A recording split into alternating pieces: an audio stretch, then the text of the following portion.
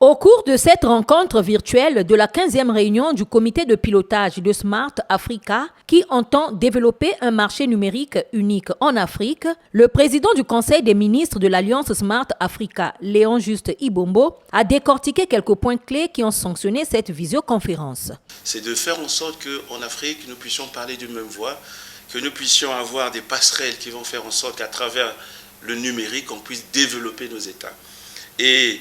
un autre point important, c'est celui de la stratégie triennale de l'Alliance Smart Africa, où il s'agit d'abord de développer les infrastructures, parce qu'on ne peut pas parler du numérique s'il n'y a pas les infrastructures, et à côté assurer ce qu'on appelle l'inclusion, c'est-à-dire qu'on ne devrait pas avoir le numérique pour les zones, par exemple pour les agglomérations, pour les villes, et puis dans les autres localités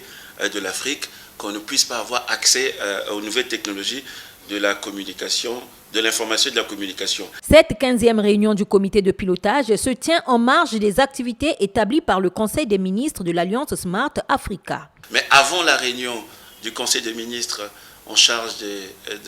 du Conseil des ministres de l'Alliance Smart Africa, il va y avoir la réunion de Transform Africa sous la présidence du président rwandais, qui est le président du conseil d'administration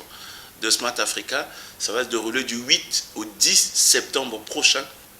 à Kigali. Et nous aurons une autre réunion pour faire en sorte que les États puissent bénéficier de la large bande passante. Cette réunion aura lieu